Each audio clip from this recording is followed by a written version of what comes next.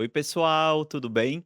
Estamos aqui começando nosso segundo episódio do nosso podcast da Agro dos Pensadores, e aqui é uma felicidade imensa para mim, principalmente por causa desse tema. Eu digo que os livros, eles sempre foram meus grandes amigos no decorrer de toda a minha vida, haja vista que me tornei professor. Ainda bem. Orgulho de papai, digamos assim, meu pai era professor também. E para essa temática, eu convidei talvez um dos caras que eu admiro, primeira vez que eu estou o conhecendo, mas admiro o trabalho, a trajetória e, acima de tudo, de ser uma pessoa que está lutando e luta não só pela educação, mas também pelo que a temática de hoje nos traz aqui, sobre esses espaços do pensar literatura, pensar reflexão do saber. E nesse caminhada até a chegada daqui, eu confesso que eu revisitei uma das obras mais especiais, uma obra que eu li na minha eterna infância e adolescência, que foi Dom Quixote de Miguel Cervantes, obra essa dada pelo meu pai. E tem uma frase de Don Quixote que eu amo, que ele fala que quando o coração transborda é onde a fala acontece. E com o coração transbordando, eu dou aqui as boas-vindas para o nosso convidado, professor Cassimiro Campos, defensor da educação e ouso a dizer, também um sonhador, né, professor? Ô, João, que alegria estar aqui com você nesse projeto, especialmente na oportunidade de visitar o IPRED, ao mesmo tempo ter a acolhida no Ágora, dos Pensadores, a ideia da gente poder conversar, discutir sobre temas, especialmente eu Sim, diria até, não é, temas polêmicos, as questões da educação, do mundo do livro, da leitura, da literatura, enfim. Eh, a minha trajetória é simples, eu queria, assim, rapidamente colocar para sim, você. E por que, estou aqui, vamos dizer, discutindo as questões mais vinculadas à literatura, ao livro, à leitura, né. Eu sou do campo da educação, minha área é educação, eu trabalho com educação, mas eu sempre tive próximo ao livro. Nós, não é, como você bem disse, como professor, a gente está sempre próximo verdade. do livro, não é. E nessa circunstância eu me vinculo à Câmara Cearense do Livro. E hoje, atualmente, eu sou o presidente da Câmara. Então, a luta do que era, vamos dizer, apenas como autor, depois como editor, não é? E agora na presidência da Câmara, é a luta pela defesa do livro do autor cearense, as publicações, não é? E ao mesmo tempo a valorização da literatura do Ceará, passa a ser uma luta de fato nossa, não é?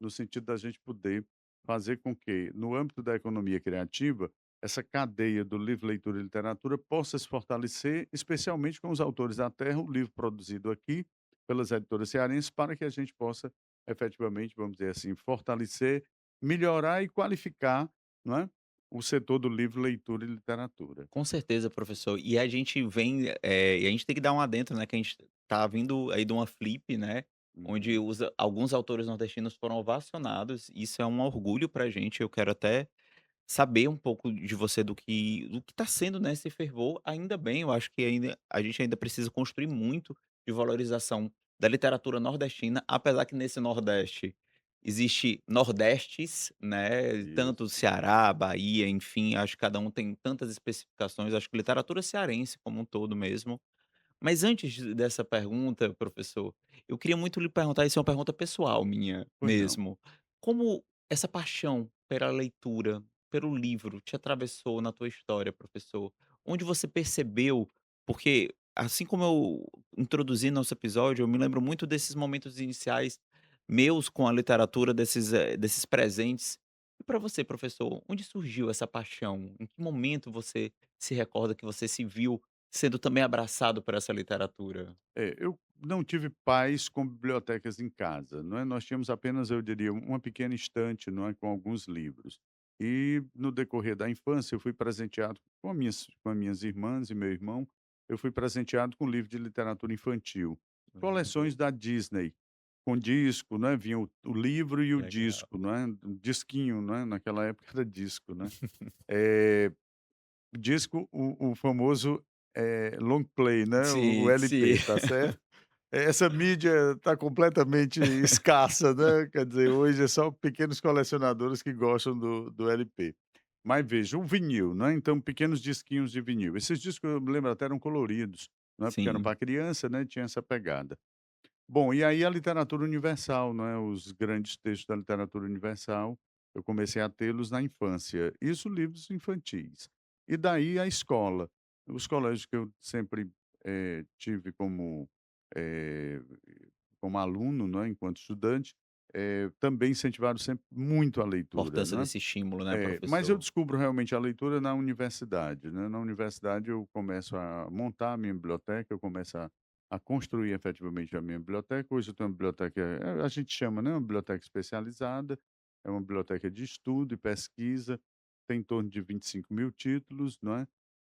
Dá muito trabalho, né, tudo isso, manter o acervo, limpar, cuidar, atualizar, não é. Então eu sou um leitor voraz, compro o livro e guardo o livro. Então você imagina essa dificuldade que a gente tem de manter um acervo assim. Mas veja, aí vem a questão da leitura, o prazer, não é. Então foi se tornando um hábito, não é, um hábito muito positivo desde a infância, e a marca que me traz, por exemplo, eu me lembro bem, não é, assim, as primeiras leituras que eu fiz com muita dificuldade, eu me lembro da dificuldade que eu tive de ler Iracema, não é. Hoje Sim, uma obra monumental, não é, um livro, o livro do Zé de Alencar, porque o Zé de Alencar é um autor grandiosíssimo, e eu não tinha naquele momento, né, no início ali da pré-adolescência, eu não tinha a clareza do que era, ou de quem era, não é, efetivamente, José de Alencar. Um autor cearense, um autor que torna-se um clássico, não é, da literatura no Ceará, porém, a literatura do Zé de Alencar é uma literatura de profundidade, não é. O Zé de Alencar buscou uma trilogia indigenista, uma trilogia sertanista, uma trilogia, regionalista. Isso é que o compõe, vamos dizer, a densidade da sua obra. E no Ceará, descritiva, né, ele professor? funda efetivamente, não é, a literatura no Ceará com o Iracema, não é. E aí ele pontua que inclusive, né, o Iracema é um acróstico de América, não é, e ele ali funda uma série de leituras do ponto de vista cultural, um livro muito simples, não é, uma leitura muito simples, mas ele funda ali uma série de elementos que da nossa cultura, eu diria, não é só da cultura do Ceará, cultura do Nordeste, mas a cultura brasileira, não é. E intelectualmente o Zé de Alencar era muito refinado, ele é o primeiro intelectual que vai propor a ideia de que no Brasil não se fala uma língua portuguesa, se fala uma língua brasileira, né. Ele começa a puxar isso nos debates, não é. Mas enfim, aquela época a leitura era muito restrita, né. Aí eu digo a época do Zé de Alencar, né, eram Sim. grupos da sociedade muito elitizados que tinham acesso à leitura. Então eu faço parte, vamos dizer, um pouco essa pequena história aqui que eu estou contando é como a leitura realmente me atravessa, né.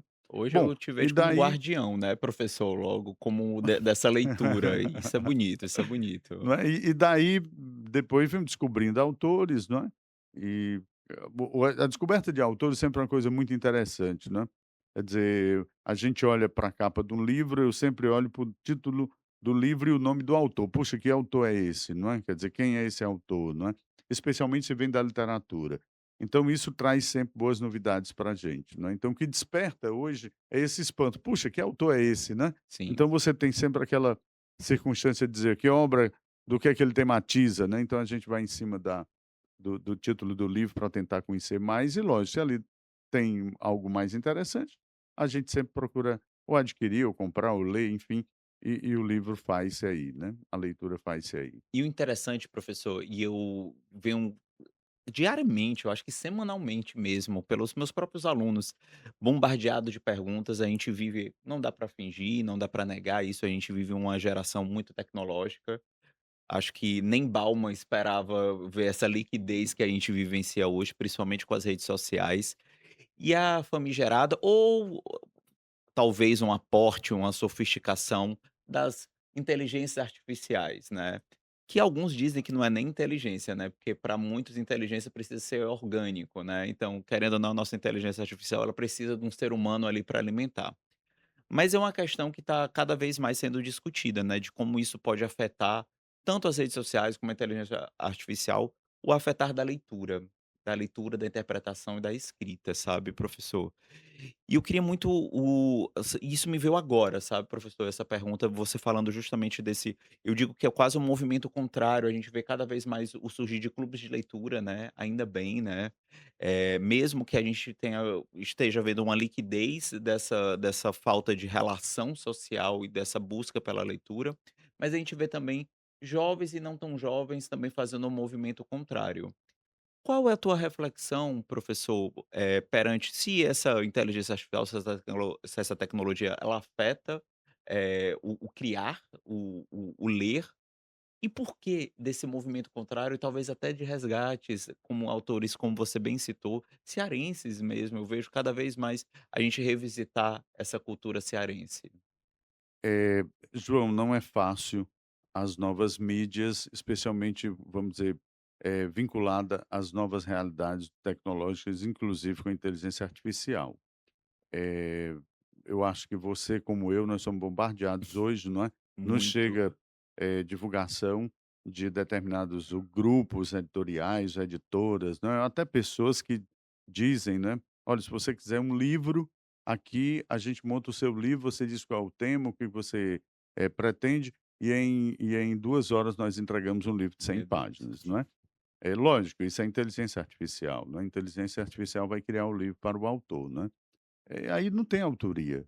Então a autoria aí foi da inteligência artificial. O autor praticamente, vamos dizer, ganhou um enlatado, né, uma obra que ele não conhece, ele vai ter que ler, né, Sim, para conhecer a obra que ele vai pôr a capa com o título, né, dizendo que aquele é um livro dele. Então veja, isso já afeta, né, a própria, organicidade daquilo que é a literatura, né, no sentido da autoria. E nesse sentido eu ponho para vocês, vejam, para o nosso público, né, vejam, as novas tecnologias são muito importantes. A leitura digital, a leitura mediada, não é, como a gente chama hoje, online, não é, tem um papel importantíssimo, não é. Hoje os e-books, eles têm uma situação muito vantajosa, não é, do ponto de democrático, vista né. uma plataforma muito mais flexível, não é. O livro é uma plataforma, eu vou chamar assim, dura, não é, porque você tem ele do ponto de vista físico e tem determinadas limitações com o livro. Também com o e-book você tem outras limitações, não é. Mas vejam, as novas gerações leem ambos, leem papel, o físico, e lê o digital, não é. Se vocês perguntam: "O que é que ler mais?", bom, depende aí do gosto de cada um. Nós estamos mais ou menos hoje no limiar dessa possibilidade. Na tendência, as pesquisas que inclusive nós temos realizado, coincidem com outras pesquisas no âmbito até internacional, com relação à questão da produção e leitura. Então veja, o e-book ou o livro digital, ele hoje, em perspectiva, ele cresce mais rapidamente Olha, do que o livro, a leitura do livro digital cresce mais rapidamente do que a leitura do livro físico. Mas a leitura do livro físico, ela tem uma acomodação muito cômoda, né, porque ela já vem de uma tradição, as pessoas já têm a ideia de comprar o livro físico, não é. A nova geração é que começa agora efetivamente a ter a ideia de fazer a leitura e aí a aquisição de obras no formato e-book, não é.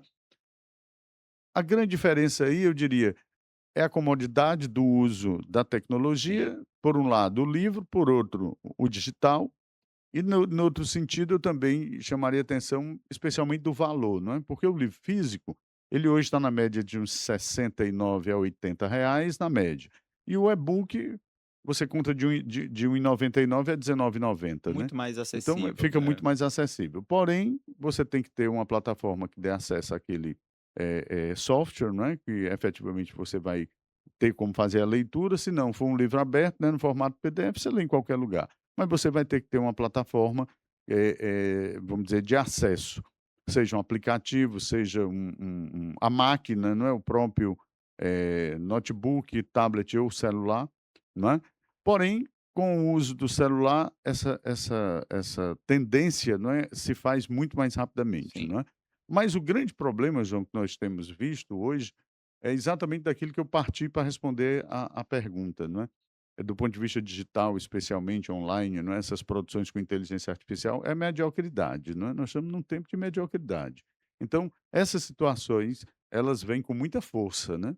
Então as pessoas que efetivamente não leem, não estudam, não pesquisam ou não têm um acúmulo de experiência para escrever algo, vai produzir um livro numa inteligência artificial, realmente aí nós vamos ter uma razoável mediocridade verdade, isso. disponível amplamente na rede, não é.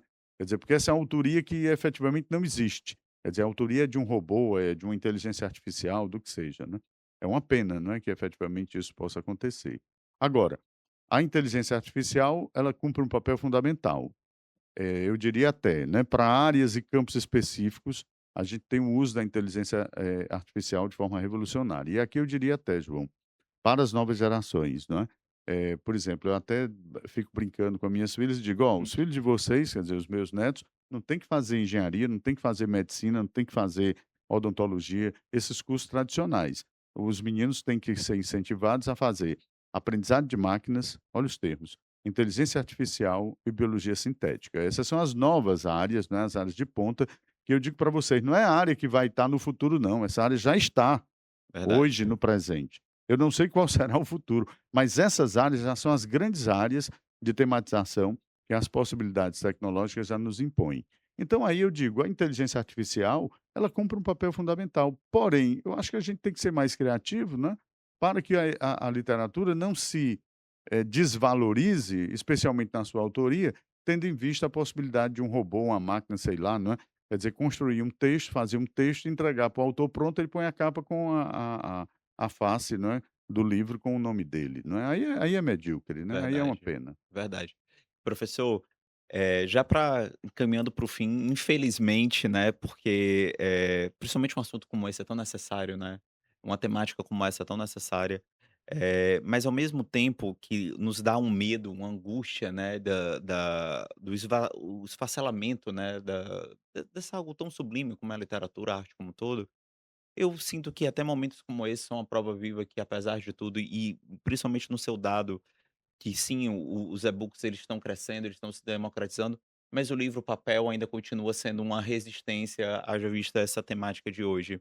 Eu acho que essa resistência é uma prova, né, professor, que a arte perdura, né, a cultura perdura apesar do caos, né, porque é falar sobre alma, né, também, eu acho que a nossa alma tá aí, né, nessa arte que pulsa a gente, dessa paixão de alguma forma. Eu pelo menos vejo isso isso me acalenta, de Uhum. alguma maneira, sabe, professor, de alguma perspectiva, e tipo até de encontrar frases como a sua e ver visualmente como você é apaixonado, e eu também sou apaixonado por essa perspectiva, e ver também os nossos alunos ficando, né, também apaixonados, né, interagindo, isso nos faz, empolgar de alguma forma. Mas para finalizar, professor, eu gostaria de jogar 3 perguntas para ir para quem está assistindo para gente, para perpetuar, assim como a arte. Queria uma dica de um livro, sei que vai ser difícil essa, Ah, uma dica de um filme e uma memória. Essa memória que tanto nos alavanca de alguma forma.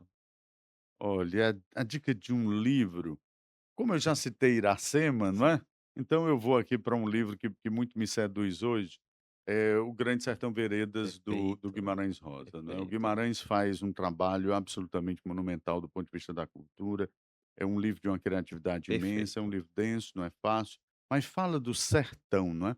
E o sertão aqui eu tentei dar ênfase, né, do ser no sentido humano, e o tão, não é, quer dizer, a ênfase, um superlativo, não é, que enfatiza esse ser.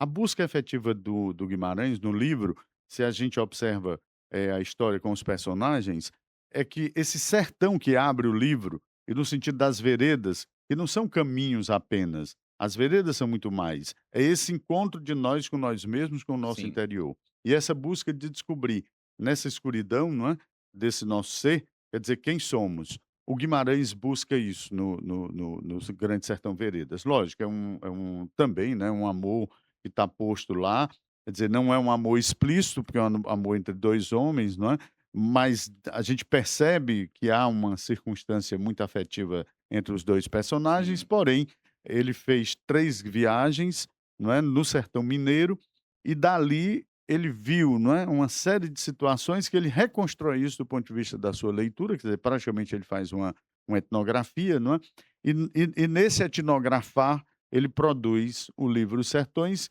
dessa grandeza especial, não só de contar a nossa identidade, mas a nossa identidade como ser humano, né. Eu acho muito rico essa obra, uma obra muito densa. Eu sempre termino dizendo: "Olha, o que o Guimarães quer dizer nessa obra é uma coisa muito simples para a gente, né, que a vida nos pede coragem". Então sempre que eu estou numa Perfeito, situação difícil, eu olho e digo: "Puxa, Guimarães, coragem, a vida nos pede coragem, vamos para frente", né.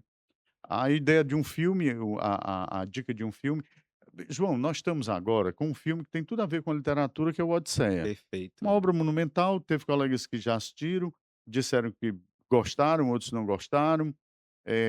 Eu acho que nós temos que fazer a experiência. Com Uma certeza. obra a obra no seu original, que é uma grande poesia, um épico, não é, a Odisseia, leia e você vai ter uma experiência.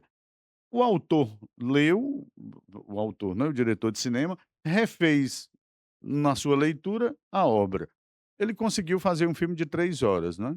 O que passa a história de um povo, né, ele reduz isso em 3 horas. Já é uma coisa muito grande para o nosso tempo, né, que as nossas coisas hoje tudo são tempo muito fugazes. Mas nesse sentido eu diria para vocês, é um livro maravilhoso e um filme do momento, eu acredito que a gente não pode perder, até porque realmente é um trabalho muito bem feito. Verdade. Porém, nunca a gente vai ver numa transposição da obra, a obra em si, né. Então uma coisa é o Odisseia livro, outra coisa é o filme, né. Mas eu indico o filme. E uma memória, eu estou aqui lembrando, porque estamos no momento da exposição do Rogaciano Leite. O Rogaciano Leite foi um poeta que trouxe aqui o cantador das feiras, não é, o que era nos anos 60, não é, o que se tinha pela cantoria embolada, o cordel, não é, que era uma literatura marginalizada. O Rogaciano Leite trouxe essa literatura, eu vou chamar assim, né, esses sujeitos dessa literatura para o teatro. Ele fez aqui o primeiro congresso, nordestino de cantadores, aqui no Teatro Zé de Alencar, e levou para o Recife e fez o segundo no Recife, o segundo congresso dos cantadores. Então isso deu uma vamos dizer, uma coisa Sim, esplendorosa, né, para a literatura de cordel e para a cantoria, porque saiu da marginalidade e trouxe efetivamente para o palco do teatro, quer dizer, a sociedade passa a tomar conhecimento como literatura, né, da popular, literatura feita pelo povo, admirada pelo povo, né, pelo povo mais simples que tinha menos leitura, não é, mas estava lá nas feiras, estava lá na rua, né, trouxe para dentro dos teatros. Então, a minha memória aqui é pela exposição que está acontecendo, na Segás, no Espaço Cultural perfeito. da Segás, aqui na Washington Soares, do Rogaciano Leite, um poeta pernambucano, mas genuinamente cearense. Ele fez a vida dele aqui, e um poeta premiado, um jornalista de alto nível, também um jornalista premiado, e a família dele, através da filha, que é a Helena Roraima, fez todo o esforço de trazer a memória do pai, e eu acho que isso foi um legado absolutamente maravilhoso que o Ceará, a Fortaleza ganhou com essa exposição Rogaciano Leite Filho. Professor, eu acho que, isso aí eu vou ter que citar Sócrates nesse sentido, porque Sócrates dizem que Sócrates não gostava muito da escrita não, que ele dizia que engessava. Mas realmente a gratidão, eu acho que é uma palavra fugaz para lhe dedicar realmente o quanto de felicidade, não só minha, mas do IPRED de te receber aqui, nesse momento mesmo. Te agradecer mesmo, professor, por essa partilha, pequena, mas muito enriquecedora para a gente, principalmente o IPRED que está se tornando também, a gente está lutando para se tornar um espaço de resistência literária, de arte acima de qualquer coisa. E a gente convida justamente o pessoal, não só os pensadores de Ágora, mas todo mundo que quer fazer parte dessa Ágora, né, desse espaço do pensar. Grande parte dos nossos projetos foram por causa dos pensamentos, né, acima de qualquer coisa, desse sonhar. E fica aqui minha gratidão por essa tua partilha, viu? E aí, pessoal, a gente convida, estamos chegando ao final, né, do nosso segundo episódio. E eu quero deixar aqui uma frase que o professor falou, citando, né, Guimarães Rosa: é preciso ter coragem. A vida nos pede coragem, A né. vida nos pede coragem. E é verdade mesmo, viu. Acho que, o temor e o medo às vezes nos cegam, né, e aí a coragem ela é necessária todos os dias, né, professor? Todos os dias. É como você disse, o medo nos congela, né, nos paralisa.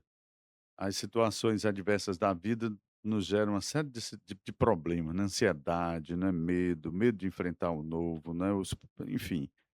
E a única forma da gente poder sobreviver, não é, nesse caos, é realmente tendo coragem. A vida nos desafia todo dia, né. Perfeito. Muito obrigado, professor, muito obrigado mesmo. Estamos chegando ao final, gente, a gente aguarda vocês no nosso próximo episódio. recebendo hoje professor Casimiro Campos e para o deleite da gente, acho que uma resistência, um convite, a gente entender que as páginas do livro não e aí eu tenho que ir contra um pouco a meu amado Sócrates, né, nesse sentido, não é só petrificação de pensamentos, talvez seja portas para novos pensamentos também. Obrigado gente, a gente se vê no nosso próximo episódio.